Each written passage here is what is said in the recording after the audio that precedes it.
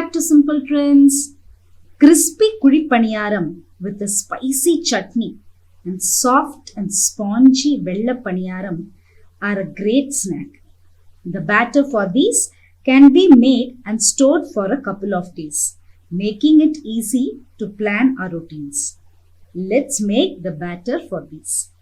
For the sweet paniyaram, I have taken 1 cup of raw rice or pacharisi, 2 tablespoons urad dal or ultham paruppu, half teaspoon methi seeds or vendayam.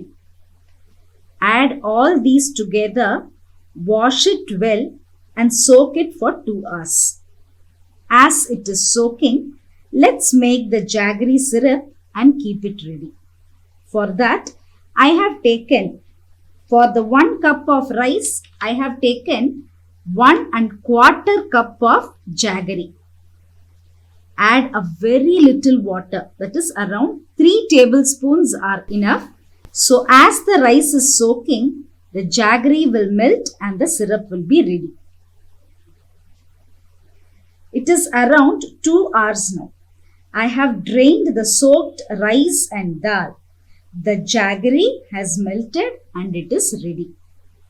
I have taken some chopped coconut pieces. I will add the coconut, the drained rice and dal, and to this I will add 1 ripe banana to add to the softness of the paniyaram. I will grind this without any water initially. Now it is coarsely ground. To this I will add a little elaichi powder, and instead of water I will add the melted jaggery syrup little by little and grind it to a fine paste. Ensure the jaggery syrup is thick or else the batter will become too runny and the paniyaram will not be soft and spongy. The ratio for the rice and jaggery is 1 cup of rice and 1¼ cup of jaggery. Once it is ground to a very fine paste, remove the batter into a vessel and allow to ferment for 2 hours. The batter should be like the dosa batter consistency, flowy in nature. For the salt variety, that is the kara paniyaram, I have taken 1 cup raw rice, 1/4 cup urad dal or ultham paruppu, 1/4 cup chana dal or kadalai paruppu, 1/4 cup tur dal or tuvaram paruppu, 3 to 4 dry red chilies. Add everything together, the rice and the dals, wash them well and soak them for 2 hours. Soak the chilies along with the rice and dal so it is easy while grinding them. It is 2 hours now. The rice and dal for the kara paniyaram has soaked well. Add a few pieces of coconut for added taste. Add the chilies, drain the water and add a little quantity of the soaked rice and dal and grind it. Once the coconut and chilies are ground, add more of the soaked rice and lentils and grind it. Add very little water and grind this to a coarse batter. It need not be a very fine paste. Add the needed salt. Allow it to ferment for 2 hours. After 2 hours, the batter for the vella paniyaram and the kara paniyaram have fermented well. To the kara paniyaram batter, let's add some tempering.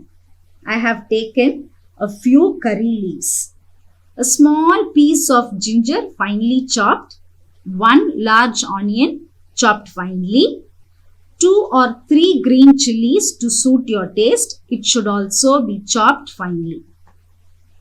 In a kadai, add 2 tablespoons of oil, heat it, add half teaspoon mustard, 1 tablespoon urad dal, 1 tablespoon chana dal. Fry it till it turns golden brown. Now add the ginger, chilies, onion and curry leaves. Add a little salt for the onion. and cook for a minute. If you have not added coconut while grinding the batter, you can add it now. It will give a nice crunch to the paniyaram. Add this to the kara paniyaram batter. Mix well. This will make a great snack recipe, or it can also be served for breakfast. Will be a good change from the regular idli or dosa. Now let's check our sweet paniyaram batter. That is the vella paniyaram batter. If it is too thick, add a little water to keep it in a dosa batter consistency. Now let's heat the paniyaram mold and start making the paniyarams. Grease the mold with a little ghee for the sweet variety. It gives a very nice aroma and flavor. Once it is hot enough, let's add the batter to the mold and cook it on a low flame. Fill the mold 3/4 as it will rise well. Cover and cook for a few minutes. We have already uploaded the recipe for the instant no grind paniyaram in our channel. The link to the recipe is given in the description box. If you are new to my channel, don't forget to subscribe and hit the bell icon for notifications on my new videos. Flip and allow to cook on the other side. You can see it is golden brown and can be made with very little oil or ghee. In the same way, add a little oil to the molds and fry the kara paniyaram. The batter can be refrigerated for a few days and fresh paniyarams can be made on need. You can also add grated carrot or other finely chopped vegetables like capsicum to this batter to make it more colorful and include vegetables also. Our tasty and crispy kara paniyaram, which is soft inside, is ready to be served with a spicy coriander chutney. The vella paniyaram or the sweet paniyaram is also so soft and spongy in texture. Hope you enjoyed watching this.